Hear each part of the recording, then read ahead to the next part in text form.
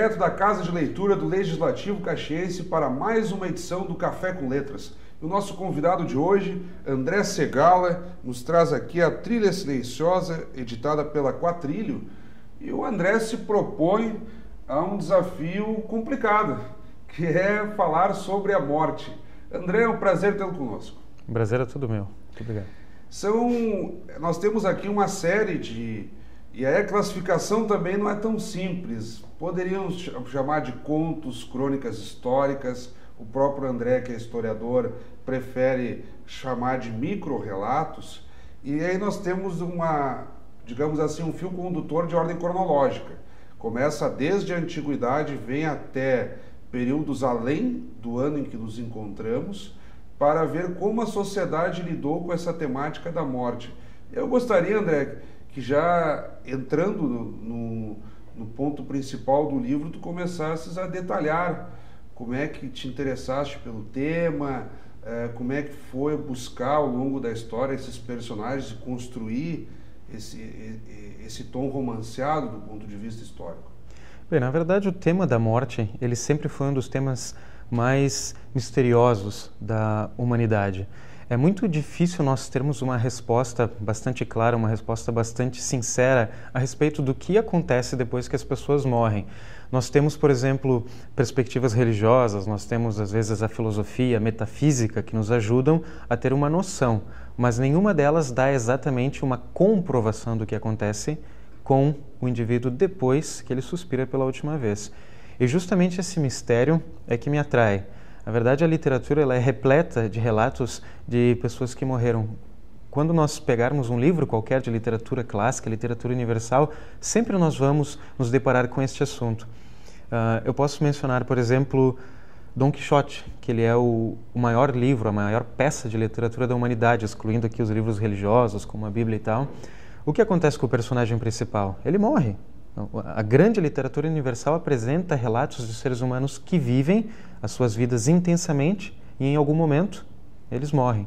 Então eu tomei a liberdade de continuar escrevendo justamente nesse sentido. Pessoas que vivem e que morrem, que encontram o seu derradeiro momento de uma forma bastante específica, bastante particular em sua cultura e momento cronológico, como tu mencionaste. É interessante porque não é uma ficção total. Tu te baseias em alguns personagens históricos que existiram, como, por exemplo, o Imperador Nero em Roma. Eu poderia citar outros ali, como, por exemplo, no dia D, o famoso dia D da Segunda Guerra Mundial, a parte final da Segunda Guerra Mundial, 6 de junho de 1944, tu citas ali os oficiais, os generais. Depois há personagens criados, e há uma mescla também, a partir de momentos chaves da história, como eu cito aqui a Segunda Guerra Mundial, tu vais fazendo todo um encadeamento do que mais ou menos acontecia naqueles períodos. Como foi fazer essa escolha? Quem for ler cada um dos relatos vai notar diferenças, inclusive, de como as comunidades de cada período lidam com a morte. Como é que foi fazer essa escolha? Bom, os meus personagens, todos eles, são em certo sentido fictícios, mas eles estão inseridos dentro de um quadro real da história, em algum momento real da história. A escolha desses personagens foi mais ou menos aleatória. O meu objetivo principal foi escolher um momento, um recorte da história em particular, como por exemplo ali o Império Romano, como tu mencionaste, o ano 64 depois de Cristo. E então, tendo noção desse período, era simplesmente uma questão de escolher quais personagens históricos estavam de fato vivos naquele momento e se eu poderia ou não acrescentá-los à minha história para dar um peso histórico, um peso poético um pouquinho melhor. E realmente isso deu certo. Então, os meus personagens principais, eles tendem a ser fictícios, mas todos eles estão colocados dentro de um cenário bastante realista, dentro de um momento da história que de fato aconteceu. É a liberdade que o escritor tem de misturar a ficção com a realidade. Eu acho que isso é extremamente pertinente. Pelo menos a mim me dá muito prazer poder fazer essa espécie de jogada com a ficção e a realidade. E essa mudança do teor da morte, por exemplo, na largada do livro nós temos uma passagem que se dá na antiguidade, pegando aquela ideia das múmias Isso. do Egito, de guardar os pertences, como é que as próprias pessoas almejavam um dia ser mumificadas. Na Roma Antiga já há, inclusive, um deleite de quem acompanhava aqueles grandes atos nas arenas romanas com relação à morte, e aí começa a ganhar o tom religioso das pessoas ali que acreditavam no cristianismo, ainda não era uma religião oficial em Roma, resistindo com palavras de ordem, com trechos de orações, com mensagens ditas por Jesus Cristo anteriormente, quando crucificado. E depois há toda uma evolução, a morte em guerra, quando nós citamos ali a questão da Segunda Guerra Mundial, até o momento, depois vamos deixar para a parte final do programa, quando tu encerras ali já com uma visão mais futurística, né, até de mudança da forma, as pessoas durando mais tempo, enfim, custando a envelhecer, digamos assim. O que mais te chamou a atenção como historiador dessa própria mudança de encarar a morte ao longo do tempo? Bom, desde o início da civilização humana, as pessoas têm procurado dar uma explicação a respeito da morte. Se nós formos observar, ainda os próprios hominídeos, eles já procuravam tentar achar uma explicação ou alguma forma de tentar contrabalancear o peso da morte. Diversas sepulturas antigas, por exemplo, do homem de Neandertal, mostra que eles eram sepultados em forma fetal e com flores e alguns objetos.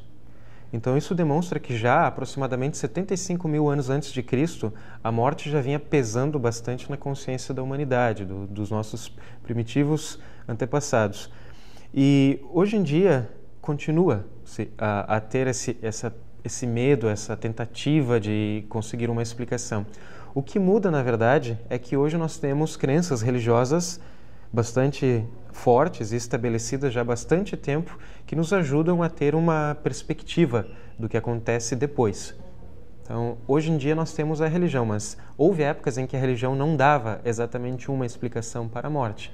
Então, isso dá bastante espaço para que nós trabalhemos com a questão cultural. Na antiguidade, num dos teus relatos, quando um padre morre, ele mesmo fantasia uma série de etapas que poderiam ser cumpridas, e aquela dualidade entre o bem e o mal, os que irão para um ambiente mais iluminado e serão bem-aventurados, os que eventualmente pecaram demais e aí então serão condenados a um espaço de escuridão, sem perspectivas. E podemos lembrar, por exemplo, eu lendo aquela parte, lembrava da Divina Comédia, do Dante Alighieri, a ideia do purgatório, do julgamento final. Isso realmente preocupa demais as pessoas. Nós citamos ali o início do cristianismo, tu também vais citar ao longo do livro alegorias envolvendo outras crenças e religiões, até a própria religião islâmica, crenças indígenas. Realmente chama a atenção demais, né, das pessoas, essa preocupação e essa incógnita de tentar se confortar em algumas versões, né? Exatamente. Todas as minhas histórias apresentam personagens que estão falecendo e cada um deles está morrendo de acordo com a sua cultura. Aparece um cristão e ele vai morrer também. O que vai acontecer com o cristão no seu momento de morte? Ele vai ver Jesus Cristo, ele vai ter uma experiência religiosa muito próxima daquilo que a sua cultura lhe apresentava e, de fato, aquilo que ele acreditava. Aqueles que são muçulmanos vão ter uma experiência de morte relacionada com Alá. Aqueles que eram indígenas, por exemplo, eles vão ter uma experiência de morte com o Grande Espírito. Aquele que é ateu, ele vai ter uma experiência de morte com nada. Enfim, cada uma das histórias apresenta um ponto de vista sobre o ato de morrer dentro de uma cultura específica, dentro de uma questão ideológica específica, em um momento da história diferente. Então, todas as histórias têm um final esperado, que é a morte. Mas nenhuma é igual à outra, porque todo mundo vai sofrer uma influência da sua cultura, daquilo que acreditava ou não enquanto esteve vivo. Na capa nós temos aqui, a nossa produção vai mostrar ao longo do programa, uma foto que tu tiraste num cemitério em Londres. Isso é uma foto própria. Depois as imagens que ilustram aqui o livro, elas são de domínio público, são quase que em caráter enciclopédico. Exato. Tu fizeste uma pesquisa e reproduziste aqui. Nós temos, por exemplo, uma delas aqui bastante forte. Uma caveira, a ampulheta do lado e uma flor, enfim. E aí sempre há um acompanhamento de frases, né? Um pouco de vida com uma caveira, por Philippe de Champagne.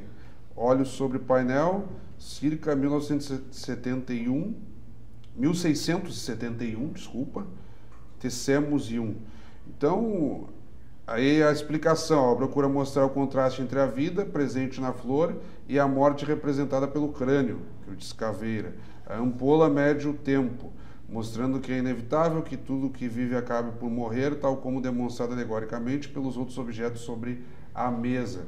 E aí, e por aí afora teremos diversas ilustrações aqui, uma imagem um pouco mais clássica, um tom cristão, de uma senhora com uma outra mulher deitada sobre seu peito, e por aí vai. Há também uma exploração em diversas partes do mundo. Nós falamos já exaustivamente aqui do Egito, de Roma, tu vais também à China, há uma passagem, um tom de sonho, de ilusão, de delírio ao sul do Brasil, cita Estados Unidos, cita Inglaterra, e depois no final do livro é interessante, nós temos todos os relatos de diversos povos e personagens preocupados com a morte.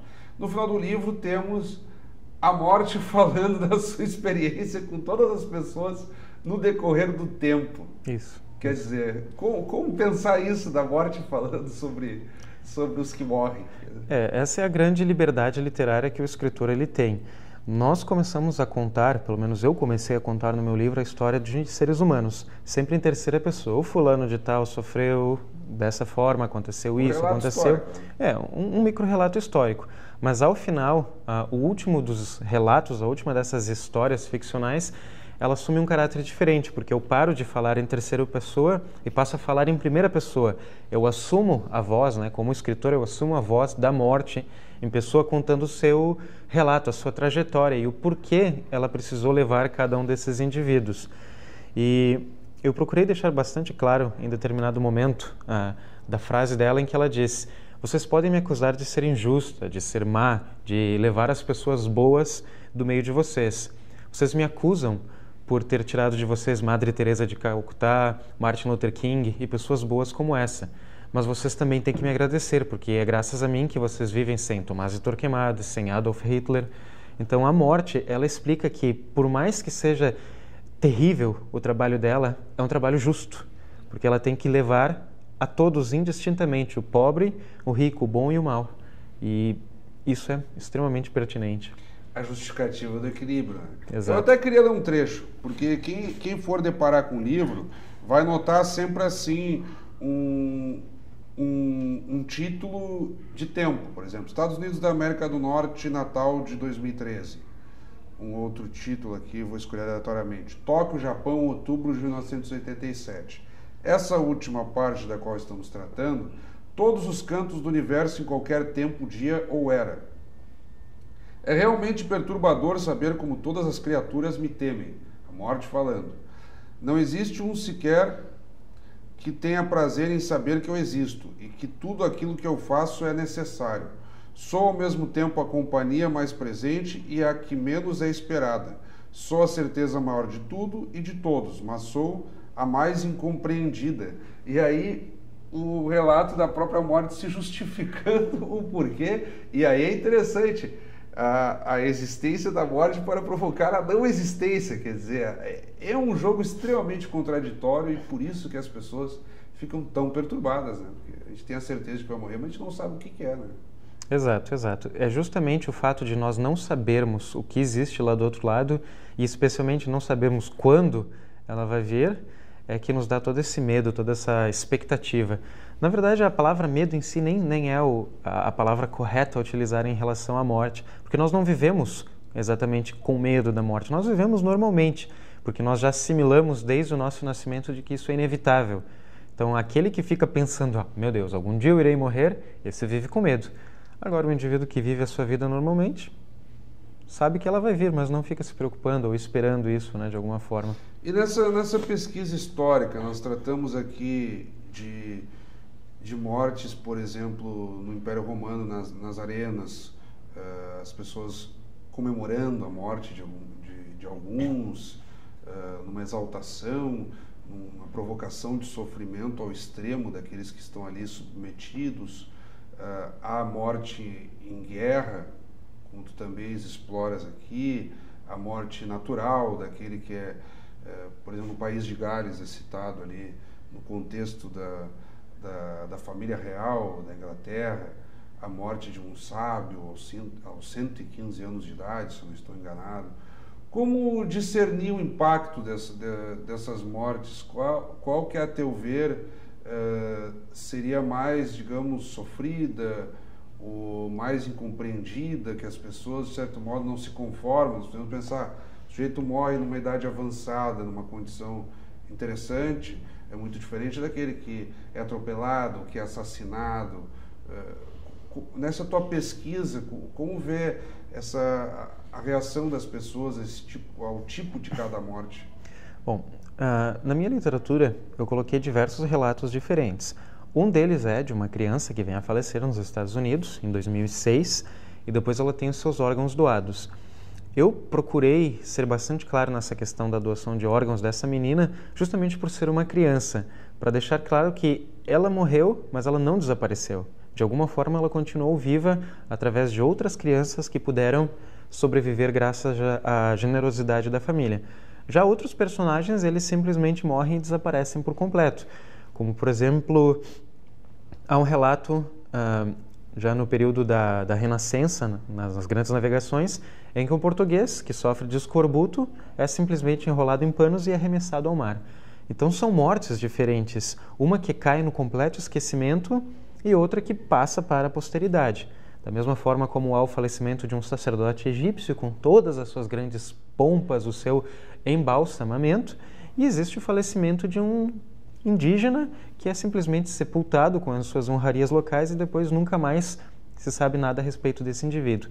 Então, o fato de colocar vidas que duram mais e vidas que duram menos, mortes mais impactantes e mortes menos impactantes, é justamente para fazer esse recorte, este quadro da realidade, porque a vida é assim. Há pessoas que vivem e desaparecem por completo, ao passo que há outros que passam o seu nome para a história e vivem para sempre. Então, o mundo ele é feito disso, destas possibilidades de se tornar imortal pelos seus feitos ou não. Então, a minha liberdade de autor é justamente poder brincar com isso, fazer relatos que sejam autênticos ou não, com base na vida de pessoas que passam para a posteridade ou não. E no caso, por exemplo, do imperador Nero, que tu citas, que ficou famoso por incendiar Roma, e ali tu brincas, no bom sentido, com essa situação, e aí é aquele famoso jogo político, né, em que o imperador, sabendo que todos os julgamentos e os debates levavam a incriminá-lo, né, nesse sentido, ele começa a achar bodes expiatórios, a delegar a outra pessoa a responsabilidade que seria dele. Aí nós começamos a acompanhar os recentes casos de corrupção e de crimes, há sempre aquela tentativa assim, não, o gestor maior não pode ser atingido, então tu começas a incriminar o ministro, o secretário do partido, ou qualquer outra figura, mas para que aquela imagem seja preservada. Ainda assim, o desgaste dele é inevitável, ele precisa aumentar impostos, e aí ele mesmo se suicida. Então, é interessante isso, mas a honra do poder, do cargo, ela precisa ser de um jeito ou de outro preservada, nem que para isso seja necessário o próprio suicídio e o sofrimento, porque ou ele se suicidava ou ele seria pego por outros conspiradores, enfim, naquele jogo de poder que Roma também tratou, e outras grandes potências, cada uma à sua forma, repercute isso ainda nos dias de hoje, né? Quer dizer, tem o suicídio também, né? A morte forçada por si mesmo, que também é ainda mais incompreendida do que outras, né? Como pensar o suicídio do ponto de vista de um pesquisador histórico? Bom, na verdade, o suicídio, eu não procurei falar muito a respeito dele, só tive uma história em que aparece um caso de suicídio, mas ela é um suicídio movido por uma ação terrorista, né? Um terrorista que se explode e, enfim, ele mata muitas outras pessoas junto com ele. É uma situação realmente inexplicável. Se a morte em si já é inexplicável, muito mais é o suicídio. Porque em situações normais, todos os seres humanos procuram se agarrar à vida de uma forma extremamente forte. O indivíduo que está doente, ele quer continuar vivendo, ele quer sair do seu sofrimento, ele quer uma vida melhor. Qualquer ser humano em situação normal quer continuar vivendo. Mas por algum motivo, uma questão psicológica, talvez de uma doença psíquica, alguns indivíduos não querem mais viver e preferem dar fim à própria vida. Isso também pode acontecer em momentos de extrema angústia ou extrema depressão, ou mesmo medo, como foi o caso de Nero César, né, que se suicidou na iminência de ser pego. E o Nero ainda ele é auxiliado, né? Ele é auxiliado a cometer. Mas tu consideras que ele mesmo tenha se suicidado? Sim, de fato. De fato, né? Mas isso apesar desse auxílio, né? Isso. É que, na verdade, a cultura romana via o suicídio com bons olhos. Hoje, nós vivemos no século XXI, a visão que nós temos de suicídio é que o suicídio é uma coisa extremamente perniciosa, ela nem é mencionada nas notícias. Já no Império Romano, eles viam isso como algo para se glorificar, que era muito mais corajoso se matar do que se deixar ser pego pelo seu inimigo.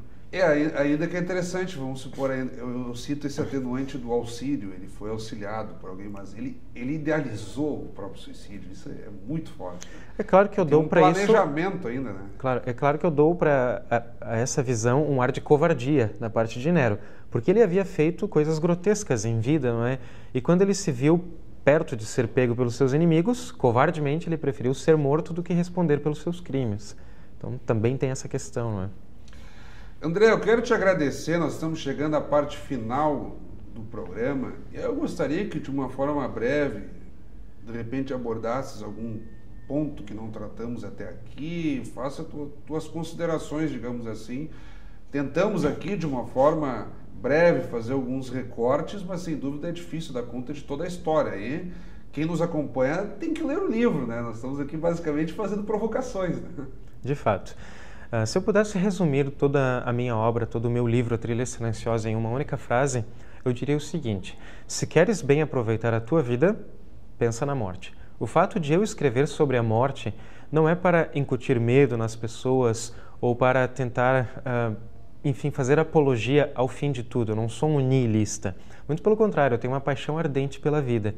E é por isso que eu escrevo sobre a morte. Porque somente quando nós temos noção da nossa finitude, de como a nossa vida é breve, de como ela passa muito rápido, é que nós passamos a aproveitá-la de verdade. Então, conhecer a morte, saber que ela existe, que ela está próxima de nós, é a melhor forma que nós temos de viver com força, com dignidade e dar à vida aquela beleza que ela de fato merece. Então, excelente o teu recado, gostei mesmo do livro, é uma escrita bastante fácil de ler. Na verdade, a complexidade ela fica muito mais nos detalhes, na tentativa de encontrar também essas nuances que nós exploramos aqui, que o enredo vai deixando, e daí você pode simplesmente ler o texto de forma corrida e tentar pegar algumas passagens, ou também você pode ler e parar um pouco e pensar, bom, mas que relação tem aqui, o que ele tentou nos deixar. Ainda assim, temos uma escrita bastante fluida, é tranquilo de ler. Gostei muito, mais uma vez, então, te cumprimento e agradeço pela tua participação. Eu agradeço também, muito obrigado pela oportunidade. Conversamos, então, com o escritor, historiador André Segala, que nos trouxe A Trilha Silenciosa, foi a obra da qual tratamos hoje. Fica, como sempre, o convite para que continue acompanhando o nosso canal 16 e até o nosso próximo encontro.